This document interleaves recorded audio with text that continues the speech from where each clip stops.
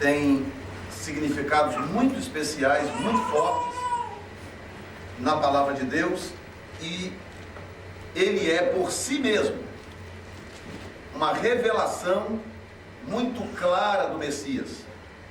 E nós estamos, essa é a nossa penúltima aula.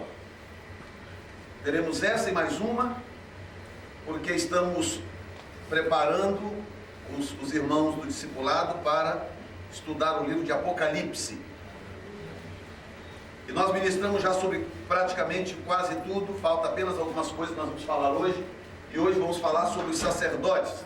No tabernáculo antigo e no templo de Salomão, nós tínhamos pessoas que eram designadas por Deus para atender o tabernáculo e atender o povo da tribo de Levi, e eles eram chamados de sacerdotes, ou levitas de um modo geral. Dentre os levitas, havia um grupo de pessoas específica, um número específico de pessoas que trabalhava no tabernáculo ou no templo, que eram os sacerdotes. E dentre os sacerdotes havia um sumo sacerdote, que era escolhido por Deus e recebia a ordenação para exercer a sua função, e assim ficava até morrer. Um sumo sacerdote só era substituído quando morria. E nós vamos falar primeiro sobre os sacerdotes, e depois vamos falar um pouco também sobre o sumo sacerdote. Eu vou pedir ao pastor Joel para atender aquele irmão ali, ele está te aguardando. Esse irmão ali, pode atender lá, depois você volta, vai dar tempo, tranquilamente. Quem está feliz, diga amém, Jesus. Amém, Jesus. Quem gostaria de aprender um pouco mais da palavra de Deus? Aleluia. Aleluia. Bom, nós vamos... Deixa eu tentar ajeitar isso aqui para não comer as letras lá.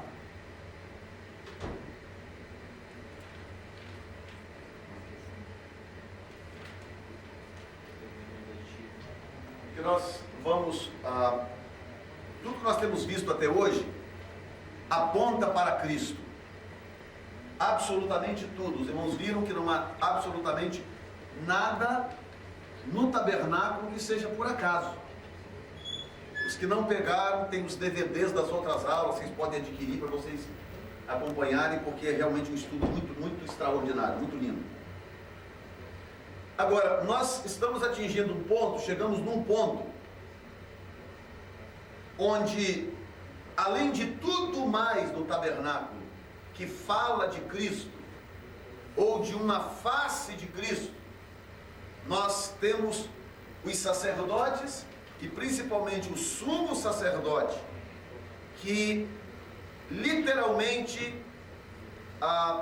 personifica a figura de Cristo nas suas atividades diárias, cotidianas, porque o trabalho no tabernáculo, bem como no templo, era diário, era constante, era distribuído em 2 turnos, o turno da manhã e o turno da tarde. E aquilo era constante, ofertas e ofertas.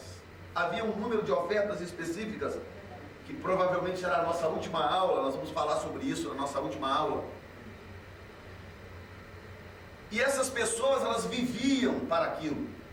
Elas viviam para servir a Deus, elas viviam para mediar o povo com Deus e Deus com o povo. E é muito interessante isto, porque tanto a figura dos sacerdotes, bem como do sumo sacerdote, porque o sumo sacerdote era a figura mais alta, mais elevada na cultura religiosa de Israel, apontam para Cristo, por algumas razões. Em primeiro lugar, os sacerdotes e o sumo sacerdote só podiam vir de uma tribo. Havia uma tribo, a tribo de Levi, separada por Deus para fornecer à estrutura religiosa judaica os ministros. Então, profetas poderiam vir de qualquer tribo, reis poderiam vir de qualquer tribo, e juízes poderiam vir de qualquer tribo, mas sacerdotes e o sumo sacerdote e os trabalhadores do templo tinham que sair da tribo de Levi. Isso é interessante. Por que será que Deus fechou esta possibilidade de relacionamento ministerial no Velho Testamento a uma tribo? Separou esta tribo e ele não aceitava absolutamente nenhum tipo de sacerdócio que não viesse da tribo de Levi. Antes de nós respondermos esta pergunta, eu quero dizer que com Cristo a coisa aconteceu da mesma forma. O que Deus estava tentando mostrar no Velho Testamento, à medida que ele foi fechando essas opções de relacionamento com ele e até de sacerdócio, ou seja, em outras palavras, a única forma de se relacionar com Deus no tabernáculo, na época do tabernáculo ou do templo de Salomão ou do templo de Herodes, era se aproximar de Deus através de um sacerdote. Você pecasse, cometesse um erro qualquer, um pecado qualquer, você tinha que pegar um animal, de acordo com o tipo de oferta que você ia oferecer, e você vinha, trazia aquele animal perante o sacerdote, entrava no átrio do tabernáculo, ou no átrio do templo, trazendo o seu animal, e entregava o seu animal nas mãos dos trabalhadores, dos sacerdotes, e dizia a razão da sua oferta. Por que você estava procurando perdão? Por que você estava buscando a aprovação de Deus? Qual foi o seu erro? Qual foi o seu pecado? E então, aquele animal era levado aos sacerdotes, e eles então, diante de Deus, impunha suas mãos sobre aquele animal, transferindo o seu pecado para aquele animal, sem defeito, sem mancha, um animal que não cometeu erro nenhum, mas que estava recebendo a culpa do seu pecado. E a única pessoa que podia fazer isso era o sacerdote. Por esta razão, Deus criou alguns critérios. Por exemplo, na divisão da terra prometida, a tribo de Levi não recebeu herança. Por que será? Logo depois que o povo conquistou a terra, ali, quando começou pelo menos a conquista da terra, que na verdade a conquista demorou muito tempo, por desobediência a Deus, eles não fizeram tudo que era para ser feito na época de Josué, então aquilo levou um tempo maior. Mas ao começar por Josué, pela época de Josué, quando eles entraram na terra, eles já estavam tanto tempo ansiando por aquilo, 40 anos no deserto, 400 anos de escravidão no Egito, e todo aquele sufoco, todo aquele aperto para sair do Egito. Você conhece a história, pragas, perseguição, mar vermelho abrindo, coluna de fumaça, coluna de fogo, a mão de Deus intervindo constantemente para milagres, para sustento, para coisas básicas. Dava fome, por exemplo, Deus tinha que fazer um milagre. Porque como é que você sustenta 1.600.000 pessoas no deserto, sem suprimento, sem água? Então todo dia era um milagre. Deus tinha que prover um milagre, prover água da rocha, transformar água venenosa em água boa, providenciar maná para cair do céu. Quando eles enjoaram do maná, começaram a reclamar, Deus mandou codornizes, carne, aves aos montões, para eles comerem, terem um cardápio diferente. Depois de todo esse processo, chegou a hora de dividir a terra. Se Deus tivesse permitido que a tribo de Levi participasse da partilha da terra, o que ia acontecer foi o mesmo que aconteceu com as outras terras. Depois das terras divididas, cada tribo foi para o seu lugar, cada tribo foi para o seu quinhão, para ali então trabalhar a terra, plantar, prosperar, crescer, viver uma vida normal, cotidiana, e se estabelecer naquele lugar com vontade de ter uma vida normal, depois de tantos anos de guerra, de sofrimento, de perseguição e etc. E aí sabe o que aconteceria? O povo se esqueceria de Deus, porque não haveria ninguém na terra para se levantar e falar em nome do Senhor e para mediar a relação do povo com Deus. Então Deus falou: a tribo de Levi não vai receber herança, a tribo de Levi vai ficar separada. Eu estou separando a tribo de Levi para cultuar, para me servir, para deles extrair os sacerdotes, os ministros e etc. Cristo foi esse tipo de pessoa. Quando Cristo nasceu, já no seu nascimento, para não falar antes, né? Na verdade, antes, o anjo chegou para Maria e disse: olha, você dará luz, o Espírito virá sobre ti, você dará luz, conceberá e dará luz a um filho, e o seu nome será Jesus, porque ele salvará o seu povo dos seus pecados. Ou seja, quando Maria estava engravidando pelo Espírito, o destino de Jesus já estava determinado. Já estava determinado antes disso, porque diz que ele morreu antes, desde a fundação do mundo. Então Cristo nasceu já marcado, separado, com a marca do sacerdócio, com a marca do sofrimento, com a marca da entrega completa. É aquela pessoa que nasceu, embora ele tivesse opção, que ele era livre, ele podia dar para trás se ele quisesse. Embora ele pudesse, porque livre ele sempre foi, mas ele já nasceu com esta marca. Que marca, pastor? A marca de ser o único capaz de salvar o povo do seu pecado. O único. Todos os que viveram antes dele, de Jesus, foram grandes homens de Deus, muitos homens de Deus, muitas mulheres de Deus, mas nenhum deles conseguiu viver uma vida sem pecado. Nenhum deles conseguiu viver, quem sabe, um dia, uma semana sem pecado.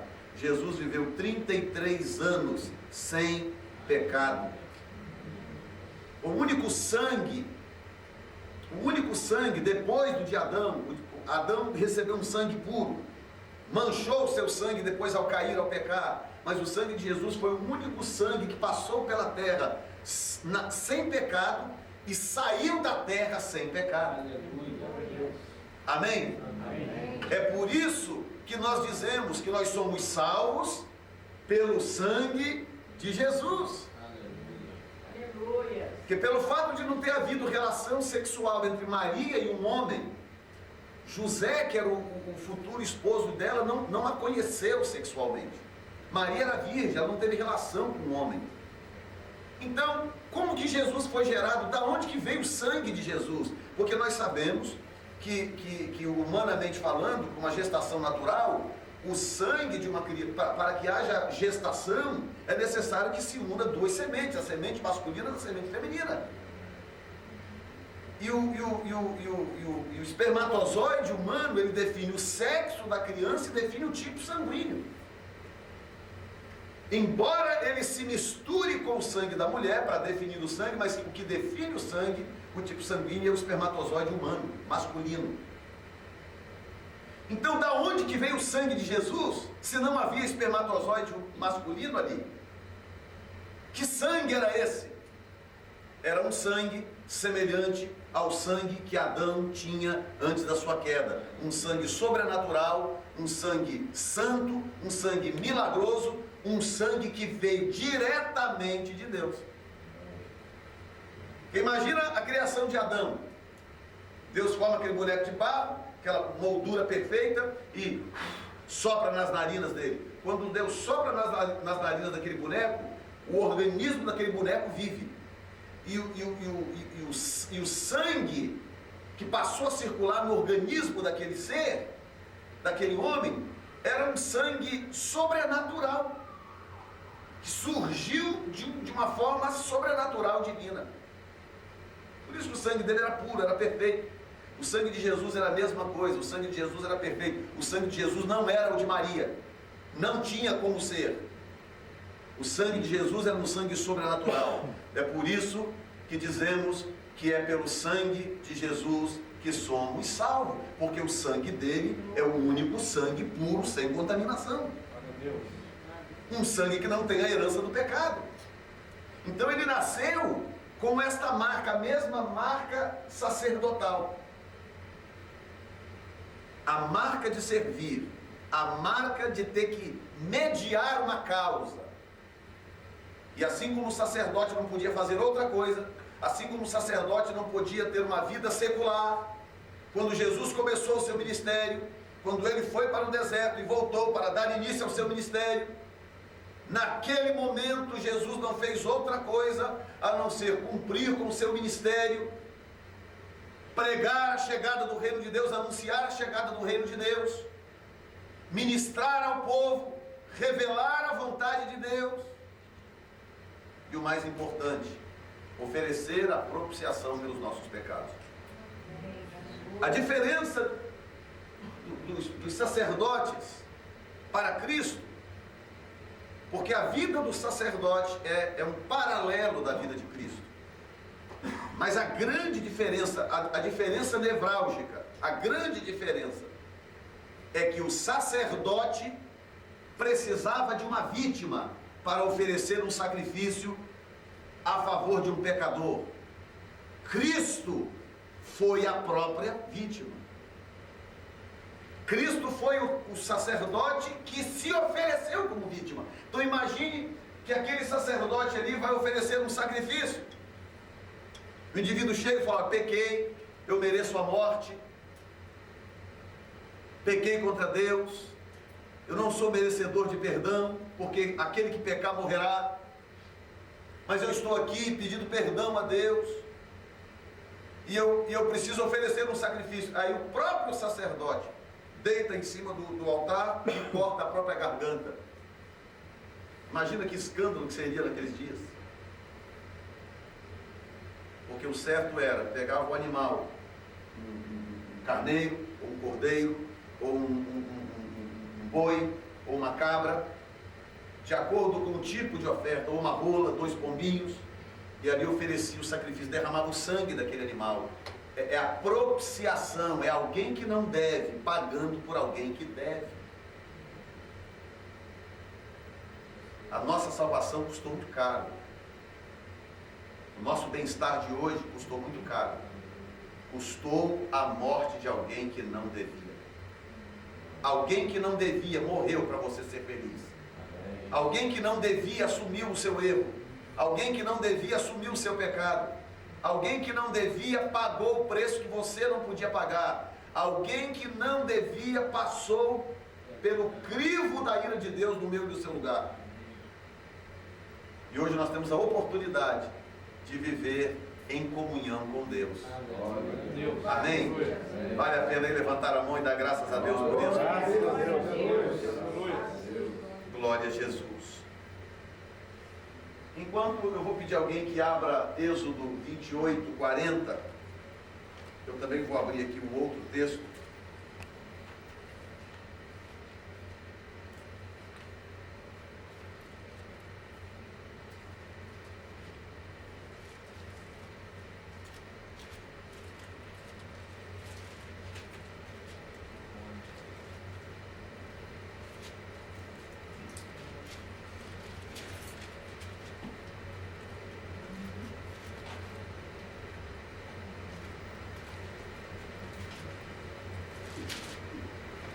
Acharam aí? Quem achou pode ler. Voz bem clara, bem audível. Faça também túnicas, cinturões e golos para os filhos de Arão, para conferir-lhes honra e dignidade. Depois de vestir seu irmão Arão e os filhos dele, unja-os e consagre-os para que lhe sirvam como sacerdotes. Faça-lhes calções de linho que vão da cintura até a coxa, para cobrirem sua nudez. Pode ler de novo, irmão, um pouco mais devagar. Faça também túnicas, cinturões e golos para os filhos de Arão, para conferir-lhes honra e dignidade.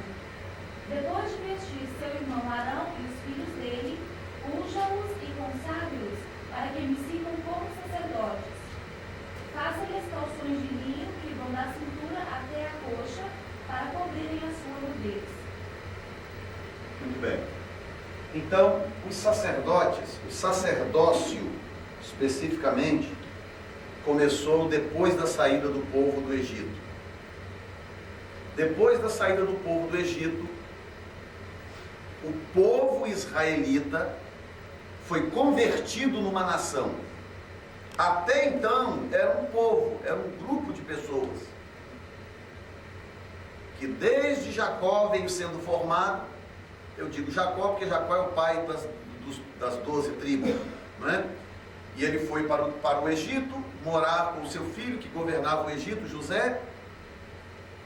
José morreu aquele faraó que conhecia José, depois veio um outro que não conhecia José, Jacó morreu, e etc e tal. E o povo de Israel, aquele povo passou a viver na terra do Egito, que era um lugar bom, era um lugar próspero, um lugar bom de trabalhar, eles tinham a sua própria terra.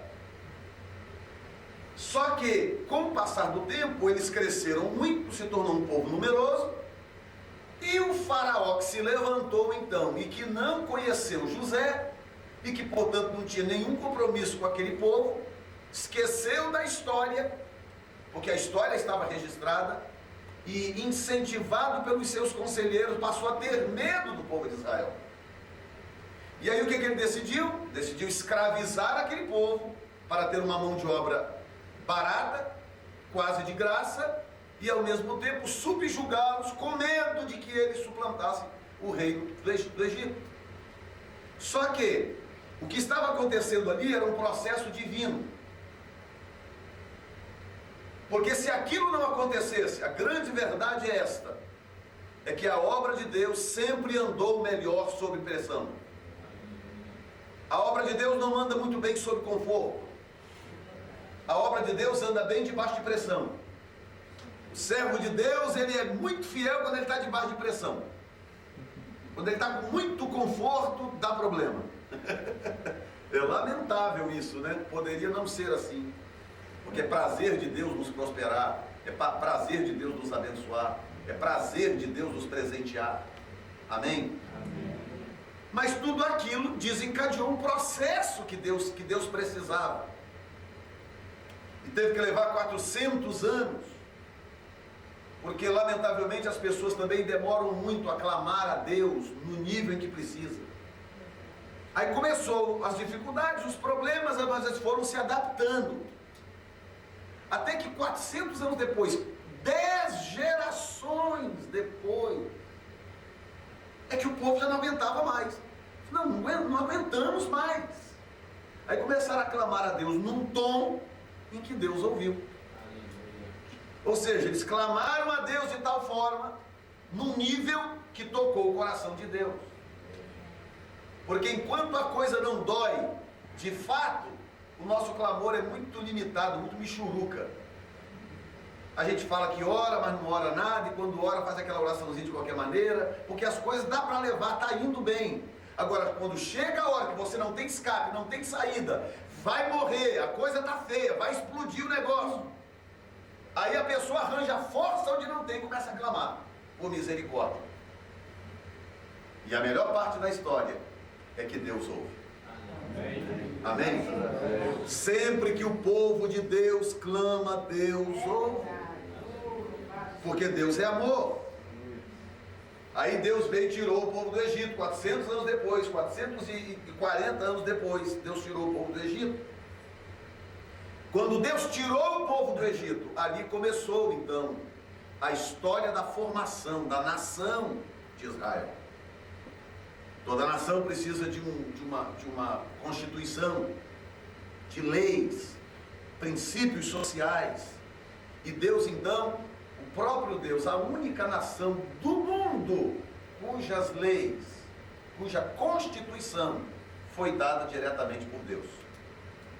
Qualquer outra nação tiveram que reunir lá congresso disso, congresso daquilo, Senado, estudar e formar a Constituição, e é aquela Constituição mixigenada, né? É aquela Constituição que tolera isso, tolera aquilo, que tem que agradar a todos. Não, a Constituição de Israel é uma Constituição divina. Deus deu, e essa Constituição permanece até hoje. E dessa Constituição, que foi a lei, a começar pelos 10 mandamentos, e depois todos os princípios de leis que eram comentários dos 10 mandamentos, que acabou gerando 2 outros livros, com todos os detalhes da interpretação daquelas leis. passou a ser a constituição de Israel. Então ali foi formada a nação. Muito bem, já que a nação está sendo formada, então nós precisamos agora organizar o culto. Deus agora estava dando princípios espirituais, não apenas morais, sociais e financeiros, morais, sociais, financeiros e de saúde. Mas também Deus estava agora organizando o sistema funcional do culto de Israel, para que a nação, não agora as pessoas individualmente, porque é isso que eu estou tentando colocar, não sei se eu estou sendo claro, porque enquanto nós somos um grupo de pessoas, nós adoramos a Deus de uma forma. Talvez você tenha o seu jeito de adorar a Deus, talvez você tenha o seu costume, a sua formação, mas a partir do momento que nós nos tornamos uma nação, por isso que a igreja é chamada de nação santa. Quando você passa a ser igreja, você se converte, você se torna igreja, agora a coisa não pode mais ser do seu jeito. A coisa agora tem que ser do jeito em que a constituição daquela nação determina. E a igreja, que é a nação santa, tem uma constituição. Amém? Amém. Que é a palavra de Deus. Nós adoramos a Deus de acordo com o que está escrito aqui. Nós servimos a Deus do jeito que está escrito aqui. Nós amamos a Deus do jeito que está determinado aqui. Nós servimos a Deus do jeito que está declarado aqui. Nós respeitamos a Deus por causa daquilo que está escrito aqui. Nós tememos a Deus por causa daquilo que está determinado. Nós cremos em Deus por causa daquilo que está escrito aqui. Amém? Amém. Então o povo agora era uma nação. Então, já que agora é uma nação, então vocês precisam ter regras. Vocês precisam aprender a fazer as coisas agora como nação, como povo estabelecido e organizado. E por causa disso, Deus então estabeleceu o sacerdócio, que foi logo depois da saída do Egito. Logo depois da saída do Egito, quando o Senhor então agora ia começar a formar, organizar as fileiras, dar as funções, distribuir as obrigações, determinar quem tinha que tipo de responsabilidade, se era militar, se era de liderança, se era de trabalho manual, porque muitos receberam dons específicos para trabalho manual, ou se era sacerdotal, se era profético. E aí Deus separa uma família. E esta família era, segundo diz o texto ali, a família de Arão. Pode ler de novo, irmã? Faça também túnicas, cinturões e gorros para os filhos de Arão, para conferir-lhes honra e dignidade. Ok, só até um minutinho. Quem eram os filhos de Arão? Arão tinha 4 filhos: Nadab, Abiú, Eleazar e Itamar. Pode continuar. Depois de vestir seu irmão Arão e os filhos dele, unja-os e consagre-os para que me sirvam como sacerdotes. Então, Arão era da tribo de Levi, que é da tribo de Levi que vem. Arão foi consagrado e ele inaugurou o sacerdócio como o primeiro sumo sacerdote da história de Israel. E os seus 4 filhos, que iam estabelecer a linhagem sacerdotal, também receberam roupas brancas, talares, como você está vendo aqui, com diferença desse cinturão, que na verdade ele era um pouquinho diferente, ele era maior e ele dava várias voltas ao redor da cintura com 7 nós. Essa foto aí é só uma ideia, não é? Mas era basicamente uma calça de linho por baixo, como se fosse uma cirola, depois esse roupão de linho por cima, o cinto ao redor da cintura e este turbante na cabeça. Então 4 peças: a calça de linho, a roupa talar, o roupão de linho, o cinturão e o turbante, tudo branco. E os pés descalços. Pode continuar a leitura.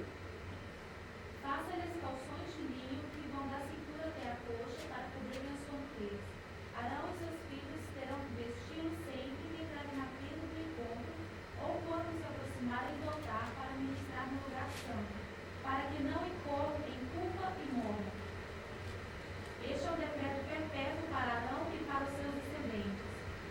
até o 42, não é isso? Ok. Então, muito bem. O sacerdote vestiu uma roupa branca de linho fino com 4 peças: túnica, calça, tiara e cinto. Tiara, algumas versões dizem tiara, mas é mais um turbante, né? Talvez no português a palavra turbante, né? Talvez seja mais comum, né? Talvez, pelo menos na minha região lá, a palavra seria turbante. Mas também tem versão que aparece a palavra tiara. É esta agora, preste atenção nessa informação que é muito importante quando nós estudarmos o livro de Apocalipse. Você sabe que o sumo sacerdote, ele usava uma roupa diferente. A roupa do sumo sacerdote era completamente diferente. O sumo sacerdote usava essa roupa que você está vendo aí o ano inteiro. Todo dia, toda vez que o sumo sacerdote aparecia em público, ele tinha que estar usando essa roupa aí. Nós vamos falar sobre ela depois.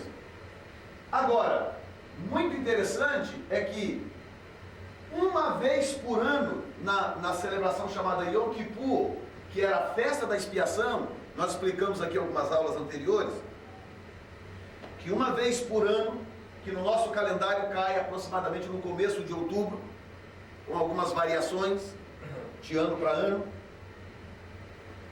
mas uma vez por ano o povo de Israel se reunia numa assembleia para confessar o pecado nacional.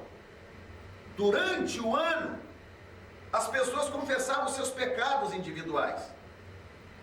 Então cada um vinha com o seu sacrifício, oferecia, entregava para o sacerdote e oferecia o seu sacrifício. O sacerdote oferecia aquele sacrifício a Deus e aquela pessoa voltava para casa perdoada. Só que ao longo do ano, dos meses, a nação também pecava, como povo, como nação. E aquilo ficava estocado diante de Deus. Quando chegava na festa da expiação, então eles pegavam o sacrifício, a oferta pelo pecado, o sacrifício que era oferecido a Deus pela nação. E o sumo sacerdote pegava o sangue daquele sacrifício e ele colocava exatamente esta roupa. Ele tirava aquela roupa chique, bonita, que era uma roupa muito bonita, destacava o sumo sacerdote de qualquer outra pessoa. Mas no dia da expiação, por causa da natureza do dia, por causa do tipo de oferta e a expressão do sumo sacerdote, tinha que ser uma expressão de humilhação. Então ele tirava aquela roupa colorida, bonita, chique, e botava a roupa dos sacerdotes, a roupa dos levitas. Uma vez por ano, o sumo sacerdote usava esta roupa, do jeitinho que está ali, ao invés de usar a roupa tradicional dele. Os primeiros sacerdotes foram Arão, como sumo sacerdote, e seus 4 filhos, Nadab, Abiú, Eleazar e Tamar. Pode ler, quem achar aí, Êxodo 28, 1.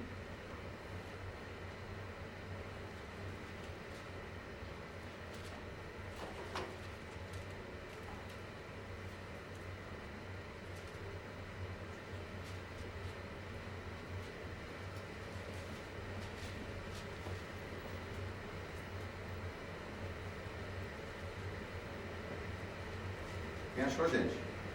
Êxodo 28, 1.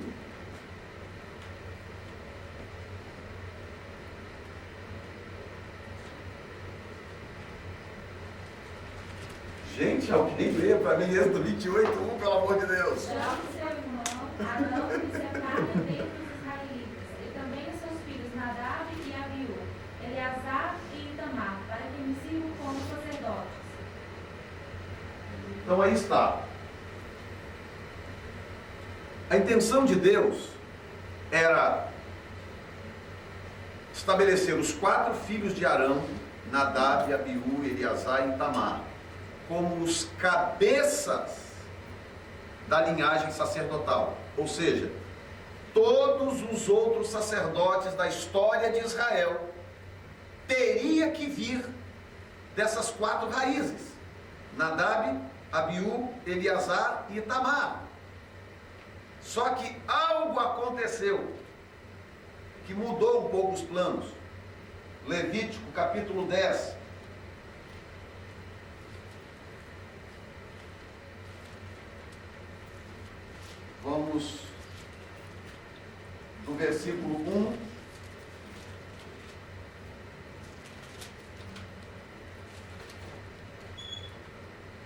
do versículo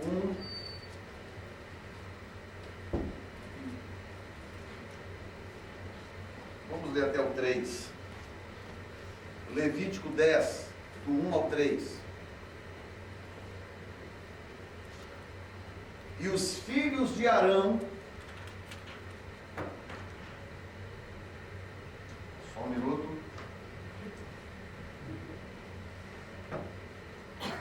Meu companheiro inseparável, já inseparável.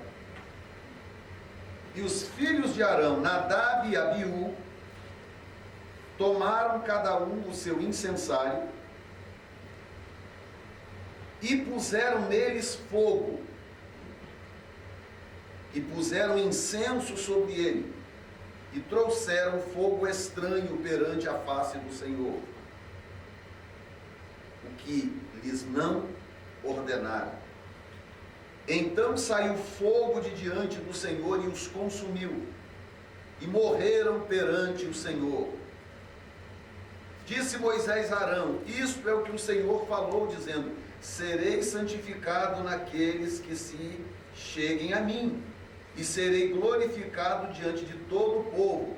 Porém Arão, diz o que aí? Porém Arão calou-se. Escute isso, gente, muito sério. Por isso que tem que estudar a Bíblia. Isso é muito sério. A família de Arão recebeu um privilégio. Diga comigo, privilégio.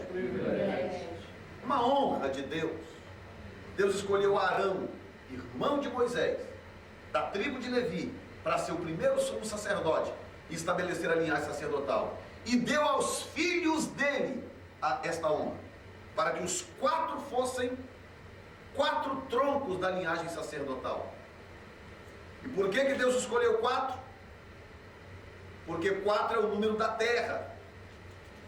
4 é o número que representa a terra. E Deus escolheu os 4 porque aquele sacerdócio era um sacerdócio que tinha a ver com a história da terra. Era o sacerdócio da remissão do planeta Terra. Por isso que esse número está aí, não é por acaso. Só que tem gente que não sabe lidar com o privilégio. Quando Deus, diga comigo, Deus é muito organizado. E diga, Deus é rígido. As pessoas, por causa da graça, eles interpretam mal a Deus. Acham que Deus é de qualquer maneira, Deus não se leva no bico, está tudo tranquilo, Deus é chapa, Deus é meu chapa. Tem gente que só lembra que Deus é amor, só. E ele esquece do resto. Que Deus é juízo, que Deus é fogo consumidor, que Deus é justo, que Deus é reto, que Deus não se corrompe. Entendeu? Aí tudo bem. Deus deu a receita do incenso. Lembra das aulas passadas? A receita do incenso. Olha, é esse o incenso que vocês vão queimar na minha presença. Se der tempo mais para frente, a gente até fale sobre isso. Porque aquelas essências, elas tinham um significado no mundo espiritual. As essências que formavam o incenso e as essências que formavam o óleo da unção, elas tinham um significado. De onde aqueles óleos e aquelas essências eram tiradas, tinha um significado espiritual. Tinha que ser por obediência. Diga comigo, obediência. Quando você se relaciona com um ser como Deus, que sabe infinitamente mais do que você tem que obedecer sem questionar. Porque Deus sabe o que está falando. Nem sempre Ele vai poder explicar. Não é verdade? Então tudo que você encontrar na palavra de Deus, se esforce para obedecer, porque vale a pena. Só que Nadab e Abiú, não sei por que cargas d'água, a Bíblia não explica por quê, só diz que você pode ver que era um ritual até parecido com o comum. Era isso que eles faziam normalmente. Olha aqui. E os filhos de Arão. Bom, primeiro, se você não sabe de onde vem essa história, você vai ver no capítulo 9, diz que Arão oferece sacrifício por si e pelo povo. Era a primeira celebração de Yom Kippur da história de Israel. Primeira vez que Arão estava exercendo o seu sumo sacerdócio para oferecer sacrifício pelo povo. Que até então, que eles vinham fazendo, porque também estava tudo muito recente, o tabernáculo recém-formado, etc. Eles haviam oferecido outros sacrifícios, mas sacrifícios individuais. Mas ali estava uma assembleia solene, e eles estavam, do capítulo 9 até o 10, você vai encontrar toda a descrição do sacrifício, como que o sacrifício foi feito. E quando chega no 10, Nadab e Abiú provavelmente estavam escalados para o serviço. E ao invés de eles seguirem o ritual conforme Deus havia determinado, eles pegaram um tipo de incenso que não era o incenso determinado por Deus. E eles, por isso que diz fogo estranho, porque o incenso era outro. Descuido? Não sei. Rebeldia? Não sei. Mas não importa se seja descuido ou rebeldia, se você fizer algo contrário à palavra de Deus, você vai ter problema. Se você viver fora da palavra de Deus, não importa se você está declaradamente se rebelando contra Deus, ou se você está fazendo porque você não conhece o que está escrito na palavra de Deus. Para Deus não faz muita diferença, porque a Bíblia está escrita para nós conhecermos. Então, se você não conhece a palavra de Deus, porque você não tem tempo, porque você não lê, porque você não estuda, o problema não é de Deus, o problema é nosso. Entende? Você chega no dia da prova, você está fazendo faculdade, chega no dia da prova, o professor coloca lá, atenção, é hoje a prova do livro tal. Ah, professor, olha, sabe de uma coisa? Aí você faz a prova, tira 0. Aí você chega no outro dia para o professor, fala, professor, é o seguinte, esse 0 aqui não vale por uma razão, eu não tive tempo de ler o livro. Eu estava muito ocupado, trabalhando 2 turnos, eu não pude ler o livro. Então esse 0 está injusto. O que você acha que o professor vai fazer? Vai te dar um 10, não é isso? Hã? O que ele vai dizer? I don't care. Ele vai dizer para você o seguinte, olha, o problema é seu. Você não teve tempo de ler o livro? O problema é seu. Deveria ter tido. Deveria ter lido. Estão entendendo o que eu estou tentando dizer, a razão de tudo isso? Por que o povo de Deus não se importa em estudar a palavra? Por quê? Quer que eu te diga por quê? Porque eles acham que Deus vai sempre relevar. As pessoas da igreja, elas estão sempre achando que Deus vai sempre relevar. Ah, senhor, mas eu não sabia que era assim. O que elas não esperam é que Deus diga, problema seu. Tinha a Bíblia na livraria do lado da sua casa por $7. Você podia ter comprado e lido. By the way, deve ter 2 ou 3, 5 Bíblias na sua casa. Entendeu? Então nós temos que começar, irmãos, a olhar Deus de uma forma um pouco diferente. Nós temos que começar a olhar, balancear, equilibrar a graça de Deus com a sua justiça. A graça de Deus está equilibrada com a justiça de Deus. E Nadab e Abiú não tiveram nem tempo de se explicar. Quando acenderam o incenso, que começaram, diz que saiu fogo. Eu acredito que aquele fogo saiu do altar de incenso, porque do altar do sacrifício, porque o incenso, o incenso ele era aceso com o fogo do altar do sacrifício. E quando eles foram acender aquilo ali, diz que saiu fogo de diante do Senhor. Eu estou entendendo literalmente que aquele fogo saiu e torrou os dois. De onde veio o fogo que acendeu o altar do sacrifício? Era fogo comum. Era um fogo comum. Mas o fogo que acendia o castiçal e o fogo que acendia o incenso era fogo do sacrifício. Foram queimados. Agora, é nessa parte que eu quero chegar, e eu não tenho muito tempo. É nessa parte que eu queria chegar. Arão era o pai dos cabras. Arão era o pai dos camaradas. E está todo mundo lá assistindo, porque Arão tinha acabado de oferecer o sacrifício. O pai dos meninos assistindo o fogo de Deus consumir os seus filhos. Pá! Matou os dois. Quando matou os dois, qualquer um de nós lá ia dar os pêsames. Olha o que Moisés falou. Por isso que posição de líder é complicada, gente. Vocês não sabem. Posição de líder, seja qual for, em que lugar que for, em que instância for, é muito difícil, muito complicado. Porque tem hora que tem que fazer coisa que não é muito popular. Versículo 3, disse Moisés, quando os meninos, pá, o fogo consumiu, Moisés levantou. E disse Arão, isto é que o Senhor falou, dizendo, serei santificado naqueles que se achegarem a mim. Vocês estão prestando atenção no que nós estamos lendo aqui? Vocês estão se dando conta do que nós estamos lendo aqui? Olha o que Deus está dizendo, que a gente não pode ler a Bíblia de estabanadamente. Disse Moisés a Arão, isto é o que o Senhor falou, dizendo, serei santificado naqueles que se cheguem a mim. Gente, isso é o oposto do que nós esperamos. O que nós estamos esperando é sempre que a santificação venha de lá para cá. Percebe aí, pastor Joel? Nós estamos sempre esperando que a santificação venha de lá para cá. Por isso que há sempre essa noção de super tolerância. Super tolerância.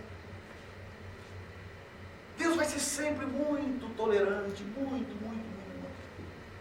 Mas a expectativa de Deus é outra. A expectativa de Deus é o seguinte, gente, eu estou dando tudo para vocês de mão beijada. Eu criei vocês santos, vocês pecaram. Tudo bem, eu fui lá, refiz tudo, providenciei para vocês o caminho da salvação, o caminho da santificação, o caminho da regeneração. Estou dando a vocês tudo pronto de graça. Então eu espero que ao chegarem a mim, a expressão é, eu espero ser santificado por aqueles que se achegam a mim. Ou seja, você vai chegar a Deus, o que Deus quer é que você se aproxime dele santo. Sede santo, como eu sou santo.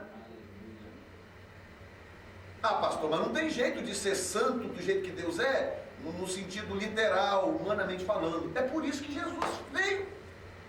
Por isso que Deus proveu Jesus. Porque Deus sabe que você não vai conseguir ser santo sozinho. Márcio, tem que desligar lá, já está demais isso aqui. Minhas costas aqui estão pegando fogo. Que a Anne já tirou a luva, é porque está muito quente.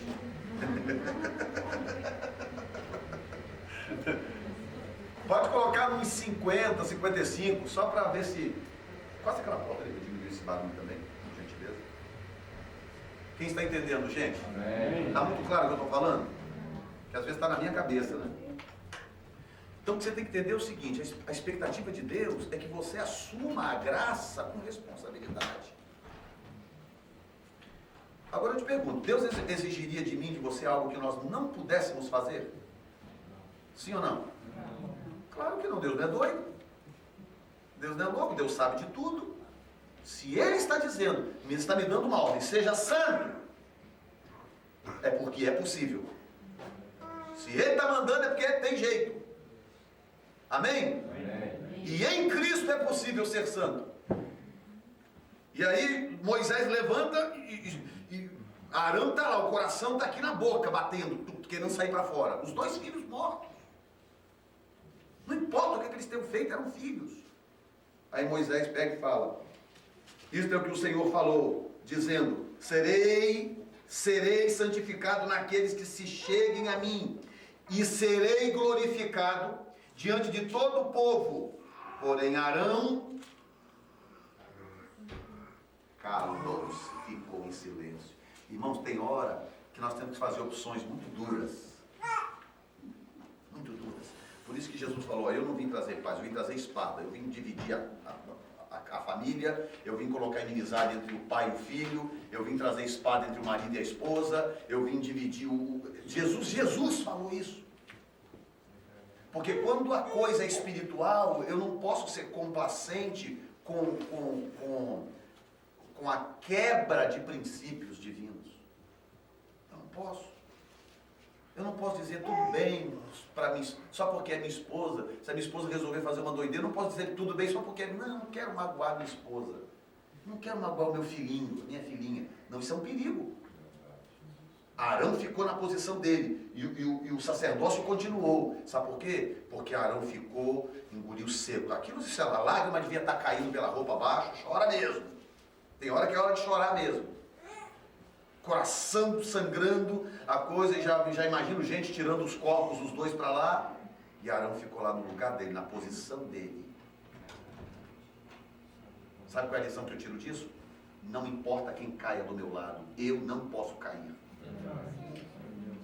É possível ficar de pé, mesmo que a pessoa mais querida da gente caia.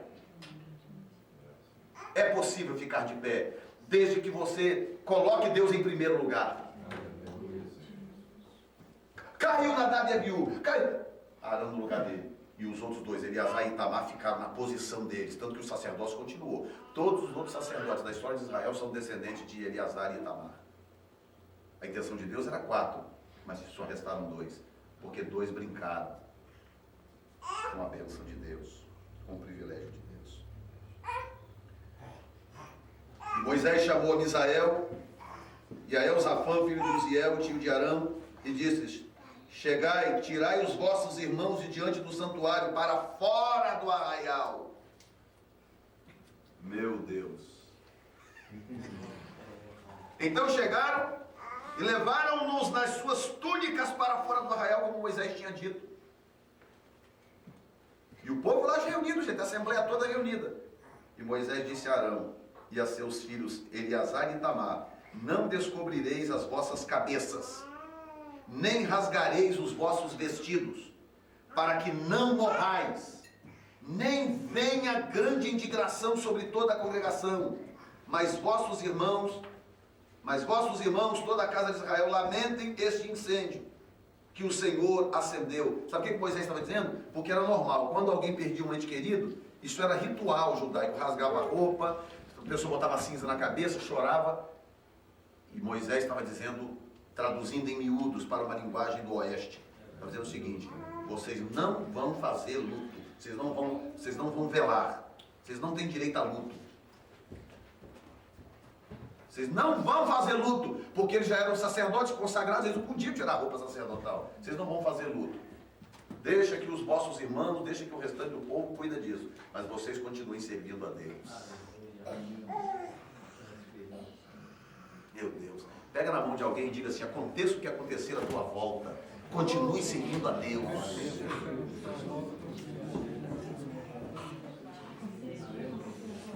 Amém, gente? Amém. Vocês estão sentindo a presença de Deus? Glória, muito forte. Glória a Deus. Glória a Jesus. É Deus falando conosco nesta noite. Glória a Deus. Aleluia. Glória a Jesus.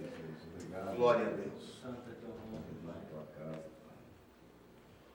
Porque existem responsabilidades, irmãos. Você vê como é que Deus é? Deus é um Deus de recompensa. Diga comigo: Deus é um Deus de recompensa. Quando Moisés subiu o monte para buscar as leis,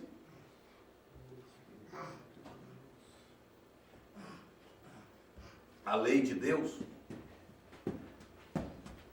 ficou lá um tempão. Aí quando Moisés voltou, encontrou o arraial desviado.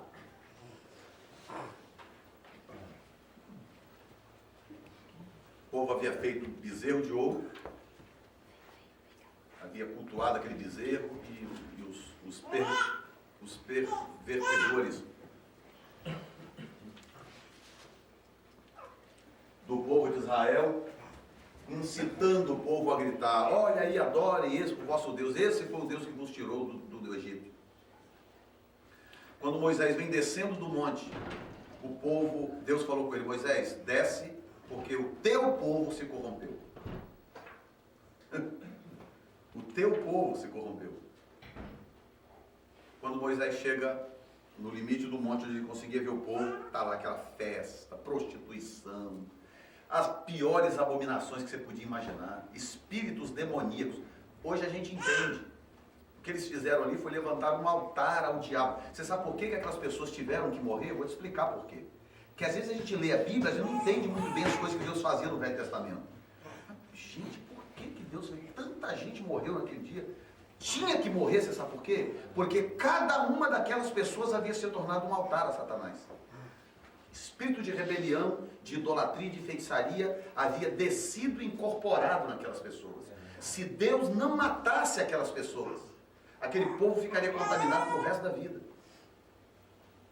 Não tinha ninguém lá para expulsar demônio, não. Naquela época não se expulsava demônios. Tinha que matar a habitação do bicho. Quando Moisés chegou, encontrou aquele redevou aquela bagunça. Moisés quebrou as tábuas da lei e gritou, o povo ficou tudo apavorado, todo mundo achava que Moisés estava morto, 40 dias já. Aí Moisés libera uma palavra de juízo e diz o seguinte: quem está do lado de Deus, fique comigo. Sabe qual foi a única tribo que passou por lado de Moisés instantaneamente? A tribo de Levi. E por causa disto, Deus falou com clareza, por causa disto, Deus escolheu a tribo de Levi como a tribo sacerdotal. Porque foi a única tribo que passou por lado de Moisés. Estamos com Moisés 100%, nós não concordamos com esta abominação. Então, os cabeças da tribo, na verdade, assumiram uma posição sacerdotal, muito mesmo antes de serem escolhidos. Entendeu? Eles assumiram a posição sacerdotal. Não, nós não concordamos com isso não. Isso é pecado. Aí Deus falou, por causa do que eles fizeram, ao ficar do teu lado, na época da rebelião, eu estou escolhendo esta tribo para ser a tribo sacerdotal. E de lá Deus tirou Arão e os filhos, e aí continua a história que estamos contando aqui nesta noite. Deus é um Deus de recompensa. Não há nada que você faça para Deus hoje que fique no esquecimento. Nada. O que você faz para Deus hoje está registrado nos anais celestiais. Existem livros do céu. A Bíblia cita livros do céu, além do livro da vida. Tem livros do céu, livro dos feitos, livro das lembranças, livros do céu, onde as coisas são registradas, escritas. O que você faz, o que você fala. Você ora uma oração a Deus, aquela oração é depositada no altar do incenso lá em cima. Não há nada que você faça para Deus que fique no esquecimento.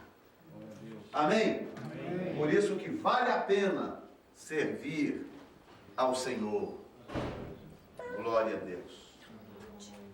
Vamos mais um pouquinho? Sim ou não? Sim. Maravilha. Então vamos falar sobre o sumo sacerdote. Ok, vamos rever então a roupa do sacerdote? Falam para mim aí a roupa do sacerdote.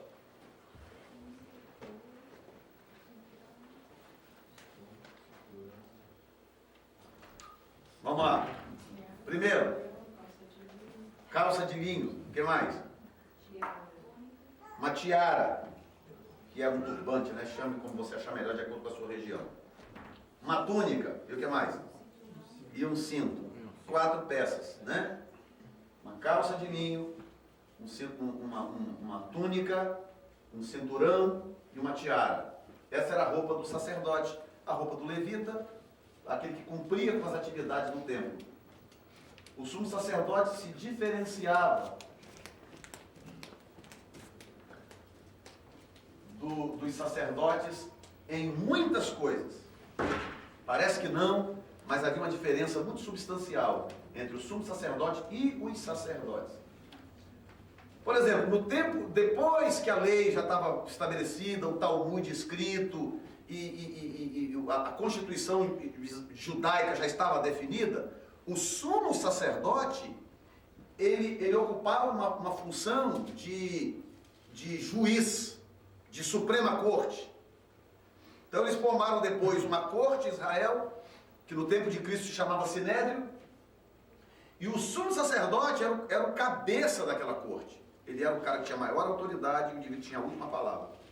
Então ele era uma espécie de juiz da Suprema Corte, como lá no Brasil, não tem a Suprema Corte lá, federal. O sumo sacerdote, ele não era apenas um indivíduo que fazia as atividades espirituais do templo, ele assumiu depois também funções políticas, né? Digamos assim, porque na verdade tinha a ver com culto, que a cultura de Israel era um culto, era um serviço ao Senhor. Então por isso que eu ponho entre aspas a palavra político, mas ele era uma espécie de juiz que julgava o povo e que tinha uma palavra de muita autoridade, que não era sequer questionada. Vamos ler rapidamente. Vou pedir a Soraya para ler Êxodo 28, a partir do versículo 1, eu digo a hora de parar. E uma outra pessoa aí, quem gostaria de ler o outro aí? 39, do versículo 1 em diante.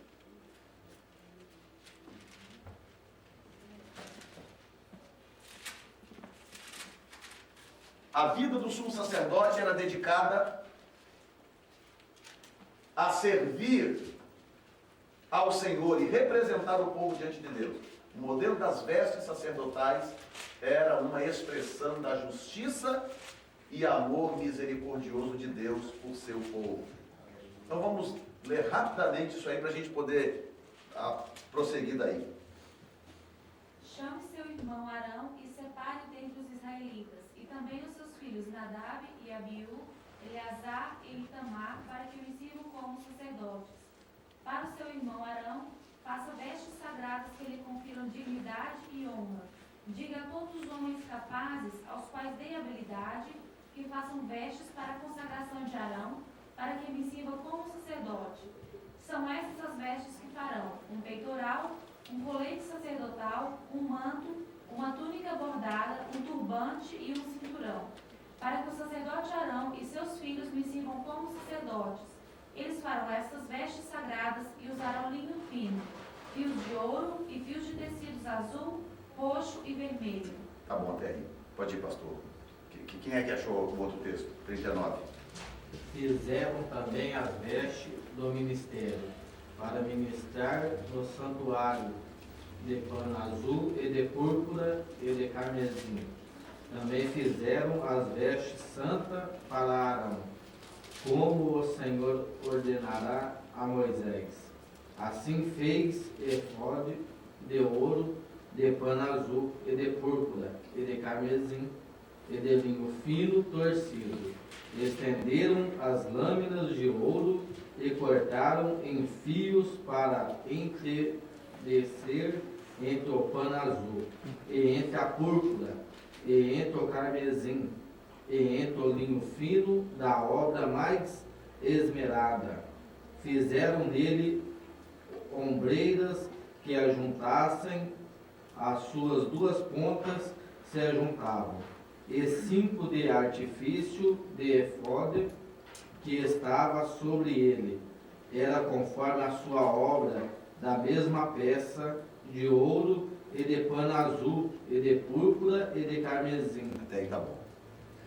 Muito bem. Então veja bem, havia uma diferença da roupa dos levitas, dos sacerdotes, para a roupa do sumo sacerdote. E a Bíblia diz que a roupa do sumo sacerdote era uma roupa de honra. O que Deus queria é que todo o povo soubesse: aquele é o sumo sacerdote. Ele tinha honra no meio do povo. Era para ser tratado com honra, com temor e com respeito, porque sobre ele repousava uma autoridade espiritual. E Deus determinou o tipo de roupa. E o tipo de roupa que Deus determinou para o sumo sacerdote traduzia a justiça de Deus, o amor de Deus. Todos esses trançados, todas essas cores, nós já falamos sobre todas essas cores nas outras aulas, então nós não vamos ficar perdendo tempo em detalhes. Mas todas as cores, o fato de ser uma peça só de linho torcido, tudo isto reportava para algo que tinha a ver com Cristo e falava da justiça de Deus. Então toda vez que o povo de Israel, por isso que a igreja, ela precisa ter pelo menos uma pequena noção da cultura israelita, à medida do possível, para conseguir entender certas coisas da Bíblia.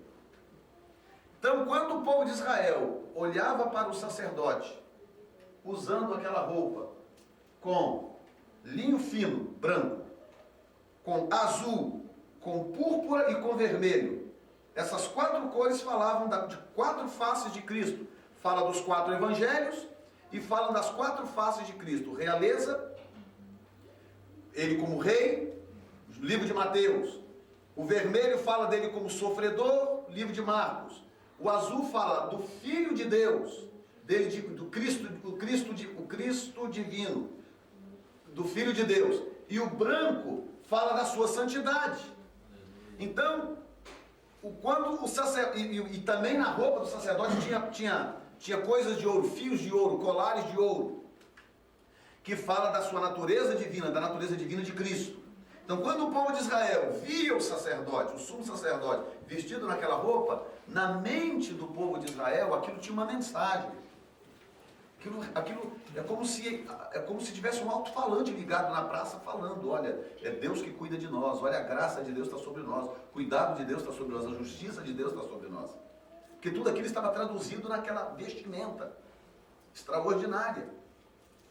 E ela era as peças, né? Primeiro, está vendo lá embaixo, número 1?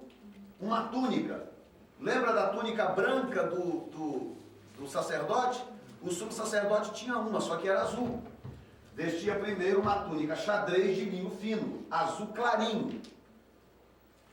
28:39. Segundo o manto, logo por cima, sobre a túnica ele usava um manto azul, que era um azul mais escuro, com sinetas de ouro e romãs.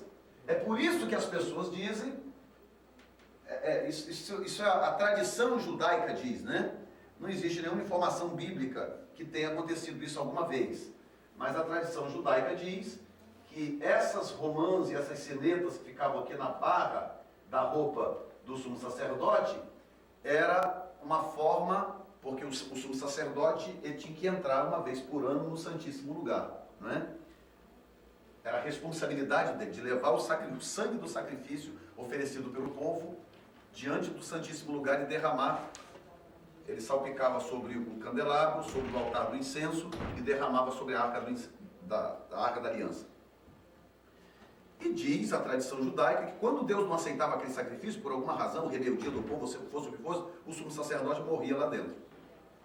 E que aquelas sinetas, aquelas campainhas e aquelas romãs, era o que mantinha o povo do lado de fora informado de que o sumo sacerdote estava vivo. Porque enquanto ele estivesse se movendo, aquele estava fazendo barulho. Se de repente aquilo parasse repentinamente de fazer barulho, supunham que ele estava morto. Então disse que ele entrava com uma corda na cintura. Mas isso não tem como provar, isso é tradição judaica. Apesar de que é uma tradição muito forte, eles realmente afirmam isso. Entendeu? Então, sobre a túnica estava um manto azul com sinetas de ouro e romãs. Êxodo 28:31-34. Pode ir botando aqui, senão está na apostila. Terceiro lugar, um éfode. O éfode era como se fosse um manto, está vendo ali? Como se fosse um manto. Isso aqui, ó. Um manto. Sobre o manto, o sumo sacerdote usava um éfode de ouro, de azul, de púrpura, de carmesim e de linho fino torcido. Então ele era como se fosse uma cobertura por cima daquele segundo manto de azul, com as romãs. Tinha aquela peça que devia ser uma obra, uma coisa extraordinária, obra de artífice. Homens capacitados, ungidos pelo Espírito Santo para fazer aquilo ali. E eles montavam aquela peça ali com ouro, azul, púrpura, carmesim e linho fino torcido. De maneira que aquele éfode, ele era uma peça única. Ele não tinha costura, não tinha emenda. Era uma peça só, feito de linho torcido entrelaçado. Capítulo 28, versículo 4-6. Quarto lugar, tinha um peitoral do juízo e urim tumim. Está ali, era uma placa. O peitoral do juízo de ouro era preso por correntes de ouro puro, entrelaçado com cordas. No peitoral ficava o urim tumim. Então, para quem não sabe o que era o urim tumim era uma espécie de lançador de sorte, né? A tradição judaica chama como jogo mesmo, só que não jogo do ponto de vista ocidental, né? Mas era um lançador de sorte, porque Deus falava de muitas formas em Israel, e uma das formas que Deus falava era através do urim tumim. Por exemplo, quando Judas morreu, que eles foram escolher o próximo apóstolo, Matias foi escolhido através do urim tumim. Eles fizeram o urim tumim, que era um joguinho, era um lançador de sorte, e aquela sorte caiu para Matias. E durante a história de Israel no Velho Testamento, muita coisa era decidida no urim tumim. era um lançador de sorte. Tinha dúvida, vamos fazer isso ou vamos fazer aquilo? É fulano ou é ciclano que tem razão? Vamos ver aqui no Urim Tumim. Jogava o Urim Tumim, que ninguém tem foto de como era alguma coisa que lançava sorte, né? Aquilo pendia para algum lugar. E ali aquilo então determinava. Deus usava também aquilo ali como uma forma de falar. E o Urim Tumim ficava no peito do sumo sacerdote, naquela placa onde ficava encravada as pedras preciosas. Nós vamos falar delas depois. Aliás, agora. Quinto lugar, as pedras preciosas. Havia 12 pedras encravadas no peitoral, representando as 12 tribos de Israel. Vamos ler rapidamente. Primeiro que abrir aí e ler rapidinho, vamos lá. Êxodo 28, 17 a 21. É importante isso aí. Em seguida, fixe nele 4 fileiras de pedras preciosas. Na primeira fileira haverá um rubi, um topázio e um beril. Na segunda, uma turquesa, uma safira e um diamante. Na terceira, um jacinto, uma ágata e uma ametista. Na quarta, um crisólito, um ônix e um jaspe. Então está aí. 4 carreiras de pedras, 3 pedras em cada carreira, representando as 12 tribos de Israel. As pedras, na primeira fileira, sárdio, topázio e carbúnculo. Você vai encontrar de acordo com a tradução, vou até explicar isso aqui, é importante. De acordo com a versão da Bíblia, você vai encontrar um desencontrozinho no nome das pedras, por uma razão, vou explicar por quê. Porque as palavras hebraicas usadas para as pedras, elas têm mais de um significado. Então, por exemplo, a esmeralda no caso, o carbúnculo e a outra pedra, eu não lembro agora qual, ela tem o mesmo nome no hebraico. Então, aquele nome representa carbúnculo e representa aquela outra pedra. Entende? Quem está entendendo? E tem palavra hebraica que significa 3 pedras diferentes. Então, o tradutor, na hora de traduzir, ele tem que fazer uma opção. Porque aquela palavra significa 2 pedras diferentes. Então, você vai encontrar, na versão que ele leu, você vai encontrar talvez diferença no que está ali, outra vez uma outra versão pode ter diferença. Não é erro, não é que um errou, o outro errou, não. É que o tradutor teve que fazer uma opção, porque a palavra hebraica significa 2 ou 3 tipos de pedras diferentes. Então, primeira fileira, sárdio, topázio e carbúnculo. Na segunda fileira, esmeralda, safira e diamante. Na terceira fileira, jacinto, ágata e ametista. Na quarta fileira, turquesa, sardônio e jaspe. 12 pedras representando os 12 filhos de Israel. A ordem dos nomes. De acordo com a tradição judaica, a ordem das tribos representadas nas pedras preciosas era segundo a ordem de nascimento. A corrente mais forte judaica defende essa informação, de que era por ordem de nascimento. Portanto, a primeira fileira representava Rúben, Simeão e Levi. A segunda fileira representava Judá, Dan e Naftali. A terceira fileira, Gad, Azer e Isacar. A quarta fileira, Zebulon, José e Benjamim.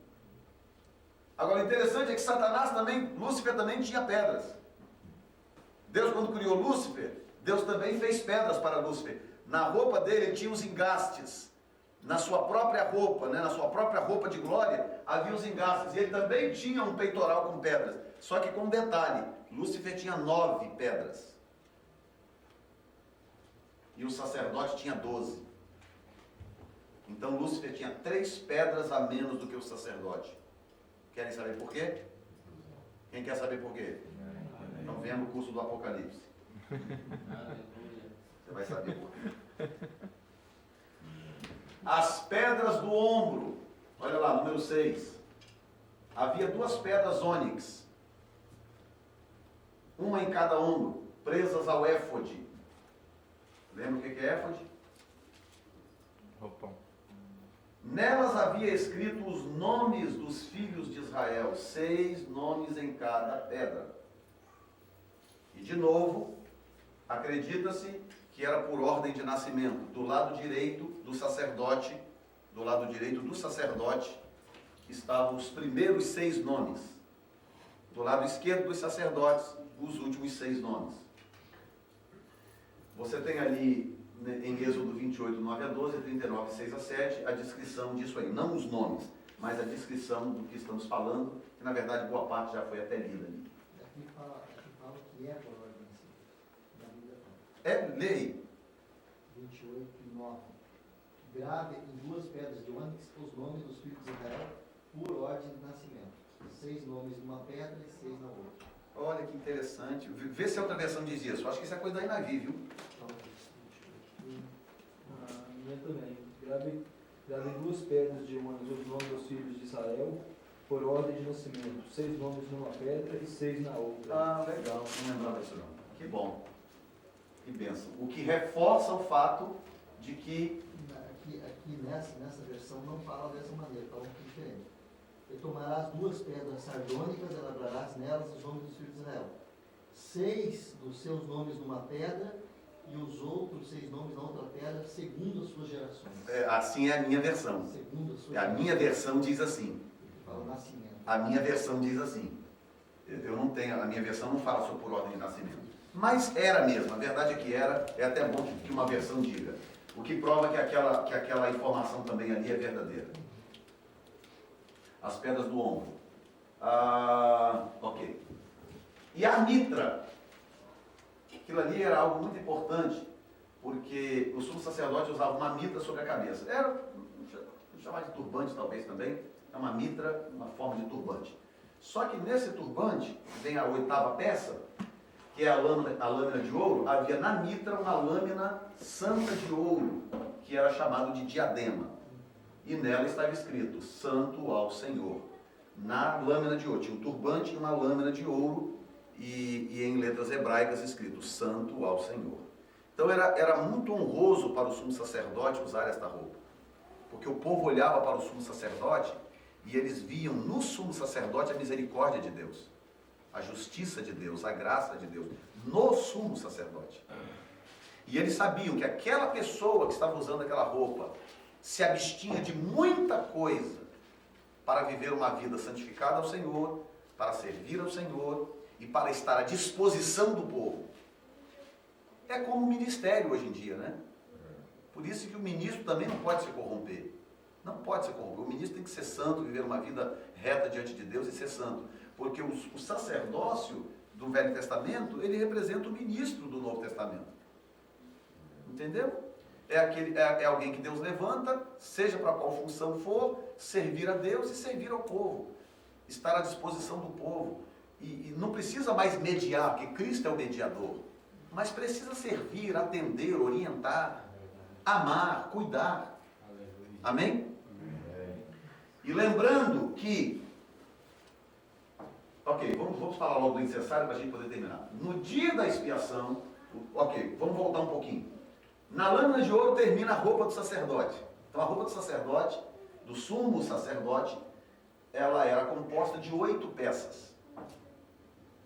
Nós vamos rever então aqui para você poder memorizar. Tá bom? Ok. O sacerdote, os levitas, os sacerdotes, os trabalhadores do templo e do santuário, do tabernáculo, eles usavam uma roupa de 4 peças. Uma calça de linho, um roupão de linho branco, um cinto de linho e um turbante de linho. Ok? O sumo sacerdote usava uma roupa com 8 peças. Uma túnica, vai seguindo ali os números, eu não tenho que ficar apontando esse negocinho aqui toda hora. Uma túnica, por cima da túnica, um manto azul. Por cima do manto azul, vou passar aqui. Por cima do manto azul, o éfode, que era todo trabalhado, especial, com ouro, azul, carmesim, linho fino e púrpura. 3. Por cima do éfode vinha o peitoral do juízo e o urim tumim, que era uma placa de ouro, e naquela placa de ouro, pelo verso dela havia o urim tumim. Não se sabe exatamente como era, mas sabia que era uma forma de lançar sorte, né? O peitoral do juízo. 4º lugar. 5º lugar, as pedras preciosas que eram encravadas ali. E 6º lugar, as pedras do ombro, de ônix, com os nomes dos filhos de Israel, 6 e 6. 7º lugar, a mitra. 8º lugar, a lâmina de ouro. Bom, essa era a roupa do sacerdote. Agora, o sacerdote também usava o incensário. E no dia da expiação, o sumo sacerdote, lembra lá da situação do Nadab e Abiú? No dia da expiação, o sumo sacerdote enchia o incensário com brasas do altar de bronze e incenso amassado e trazia ao Santíssimo para oferecer incenso diante do Senhor. O incenso, ele era oferecido diariamente no templo e no tabernáculo, no serviço, tinha o serviço matutino, o serviço vespertino, o serviço da tarde, o serviço da manhã e o serviço da tarde. E todos os dias o incenso tinha que ser aceso, e todos os dias se oferecia incenso ao Senhor no templo. Agora, uma vez por ano, na festa da expiação, quando acontecia coisas que nós já falamos para trás, o sacrifício, e então o toque com sangue no castiçal, no chifre do altar do incenso, e o sangue derramado sobre a arca, também o sumo sacerdote preparava o incensário e colocava o incenso e levava diante do Senhor no Santíssimo Lugar. E aquele incensário, o sangue falava do sacrifício de Cristo, né? Era o sacrifício de Jesus sendo colocado diante do Pai, para que ele perdoasse a nação de Israel. E o incensário falava da intercessão, da oração e da adoração. E assim como o altar de incenso, o incensário, ele tinha a função dupla de falar da ação sacerdotal de Cristo, da sua oração sacerdotal em João 17, capítulo 17, a sua intercessão sacerdotal, e a sua intercessão sacerdotal hoje diante de Deus, depois da sua ressurreição. Então aquele incensário, dentro do Santíssimo Lugar, falava da missão sacerdotal de Cristo. A sua intercessão aqui na terra, porque Jesus orou muitas vezes e tem a sua oração sacerdotal registrada no capítulo 17 de João, e da sua ação sacerdotal no céu, hoje, porque ele está diante de Deus e ele intercede por nós. Amém? Amém? É uma função sacerdotal. Nós não somos consumidos com a acusação do nosso acusador, porque Cristo está à direita de Deus Pai na função de sumo sacerdote. Amém. Te alegra não isso? Amém. Intercedendo por nós. Amém? Então essa era a função do sumo sacerdote. Jesus é o nosso sumo sacerdote. Pode abrir aí Hebreus 7:25. Ele é justo e misericordioso e decidiu sacrificar a sua vida por nós. E agora ele vive para interceder por nós. A Bíblia diz que todo aquele que for a Deus por Jesus será salvo. Hebreus 7:25. E vamos ler também Hebreus 3. Quem achar aí pode ler. Portanto, ele é capaz de salvar definitivamente aqueles que, por meio dele, aproximam-se de Deus, pois vive sempre para interceder por eles. Tremendo. Pode repetir, querido. Muito lindo. Portanto, ele é capaz de salvar definitivamente aqueles que, por meio dele, aproximam-se de Deus, pois vive sempre para interceder por eles. Amém. Olha o que diz também em Hebreus capítulo 3. Vamos ler a partir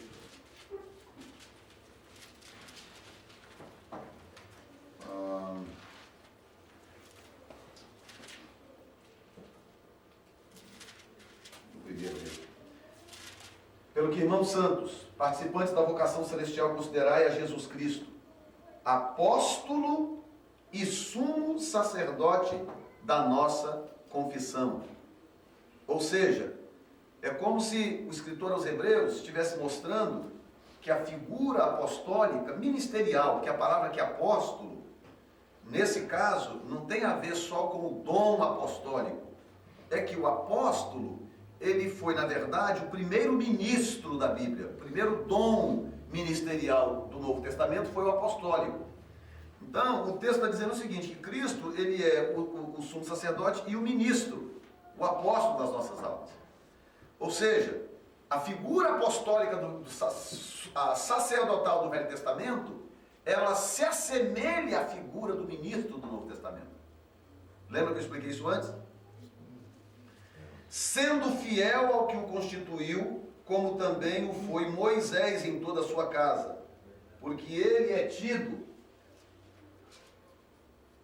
começa a embaralhar aqui, porque ele é tido por digno de tanta maior glória do que Moisés? Quanto maior honra do que a casa tem aquele que edificou? Porque toda casa é edificada por alguém, mas o que edificou todas as coisas é Deus.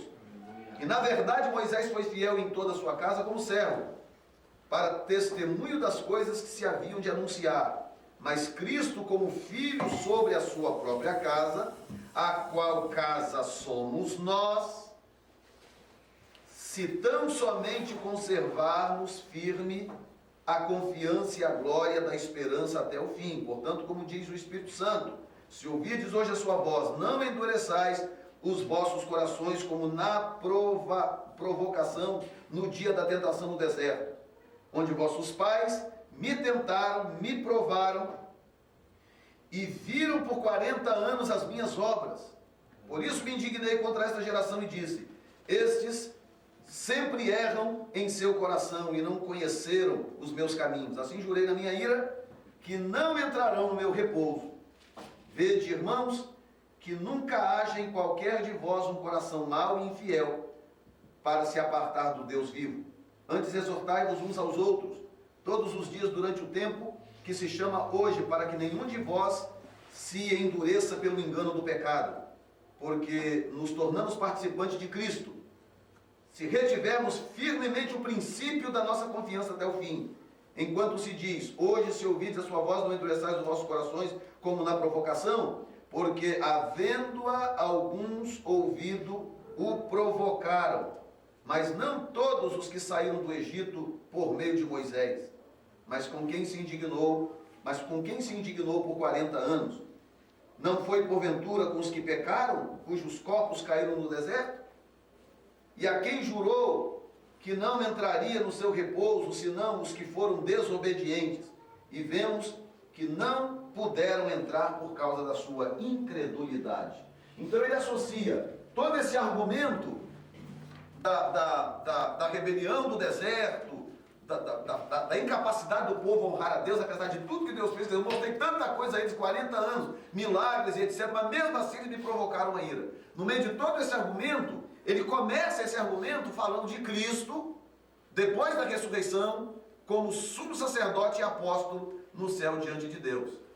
Então, nós temos o Espírito Santo da terra intercedendo por nós com gemidos inexprimíveis. E nós temos Cristo no céu, à direita de Deus, na função de sumo sacerdote, intercedendo por nós, clamando por nós, até o momento da nossa transformação, quando então seremos todos perfeitos para todos sempre. Quantos podem dizer amém, Jesus? Amém.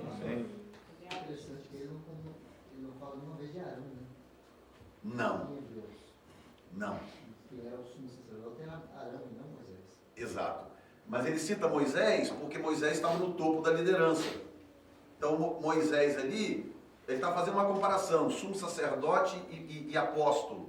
Então, não sei se eu fui claro, vou tentar explicar isso de uma outra forma. O que ele está mostrando ali é o seguinte: Cristo na terra, eu deveria dizer isso lá na frente, mas eu vou dizer isso hoje, eu acho que é importante. Existem 3 funções da economia divina: profeta, sacerdote e rei. Essas são as 3 funções da economia divina, da santidade de Deus. É assim que Deus se revela à humanidade, através do ofício do profeta, do sacerdócio e da majestade. Ok? Todos os homens que viveram antes de Cristo, eles exerceram uma função ou outra. Moisés foi profeta, ele não foi tecnicamente sacerdote. Arão foi sacerdote, mas não foi profeta. Davi foi rei, foi profeta, mas não foi tecnicamente sacerdote. E por aí vai. Cristo, ele veio e a primeira função de Cristo na terra era profética. Então Cristo era visto como profeta. Onde ele ia, olha, a mulher samaritana diz: venha e veja o profeta e tudo o que ele me disse. E o próprio Cristo disse: o profeta não tem honra senão na sua terra. E as pessoas chamavam ele de profeta, ele nunca repreendeu, ele aceitava. Então a função de Cristo na terra era profética. Cristo era profeta, era Deus falando ao homem, era profeta. Ele morreu, ressuscitou e está agora assumindo a função de sumo sacerdote. Agora, quando o texto diz sumo sacerdote e apóstolo, o que o texto está tentando dizer é que esta função tem a ver com esta, é a união, é a unificação da atividade, daquela atividade do Velho Testamento com a atividade do Novo Testamento. Ou seja, ele está unindo as duas alianças numa só. Entendeu? Então a razão por que ele cita Moisés e não Arão, muito bem observado pelo pastor, é porque ele está falando de um nível de liderança no qual Arão não estava. Arão era o sumo sacerdote tecnicamente falando. É o que exercia aquela função técnica. Agora, Moisés, sobre todo o povo, como legislador, ele ocupava aquela função espiritualmente falando. Ficou claro isso? Porque a função de Moisés no Novo Testamento seria uma função apostólica, ele seria um apóstolo, se Moisés tivesse nascido no Novo Testamento. E essas funções se equivalem, o ministro e o sumo sacerdote. Por isso que Moisés é colocado nesse nível. Amém? Amém. E Cristo é o único, by the way, Cristo é o único que conseguirá deter as três funções. Na terra ele foi profeta, no céu hoje ele é sumo sacerdote, e quando ele voltar ele será rei dos reis e senhor dos senhores. Aleluia. Glória a Deus. O único, ninguém mais conseguiu isso. Amém? A carta aos Hebreus foi escrita assim, né, para os judeus que tinham Moisés como o topo, né, o máximo de relacionamento com Deus, não era nem do sacerdote, não era o sumo sacerdote, mas era Moisés que estava realmente no topo da religião, abaixo de Deus, para eles tinham Moisés, né? Ter mais contato com Deus. Moisés ele não era tecnicamente o sumo sacerdote, não era um indivíduo que entrava lá, que matava os animais, que oferecia, mas ele era, no sentido espiritual, uma função sacerdotal de alto nível, porque ele representava o povo inteiro diante de Deus. E o livro de Hebreus, muito bem falado pela missionária Soraya, o livro de Hebreus foi escrito num nível muito alto de argumentação, porque era para convencer o povo judeu de que Cristo era realmente quem ele disse que era. Então a argumentação ali é uma argumentação de altíssimo nível, numa linguagem judaica, porque era para convencer o povo hebreu de que Cristo era realmente quem dizia que era. Por isso que a linguagem é daquele nível. E eles mostram Moisés, honram Moisés, porque Moisés tinha que ser honrado na cultura judaica, inclusive até hoje. Se você tentar se comunicar com o judeu e desfazer de Moisés, acabou a conversa por ali. Então ele mostrava quem Moisés realmente era, o valor de Moisés, mas ele mostrava a transição de Moisés para Cristo, a diferença das duas alianças, que Cristo estava unindo as duas coisas. Cristo era sumo sacerdote e apóstolo, ou seja, ele estava unindo as duas alianças numa só. Amém? Amém. Nele todas as coisas convergem. Amém. Glória a Deus. Hebreus 4, 14 a 16. Tendo, portanto, um grande sumo sacerdote, Jesus, Filho de Deus, que penetrou os céus, retenhamos firmemente a nossa confissão. Porque não temos um sumo sacerdote que não possa compadecer-se das nossas fraquezas. Qual era a função do sumo sacerdote? Oferecer sacrifício pelo pecador. Cristo já ofereceu, ele é o próprio sacrifício. E ele é o sumo sacerdote e o sacrifício. E o texto está dizendo o seguinte: não, nós não temos um sumo sacerdote que não possa compadecer-se das nossas fraquezas. Ele se compadece. Porém, um que, como nós, em tudo foi tentado, mas sem pecado. Cheguemos-nos, pois, confiadamente ao trono da graça, para que recebamos misericórdia e achemos graça, a fim de sermos socorridos no tempo oportuno. Pode dizer amém, Jesus? Amém. Bom, isso aí é para a semana que vem.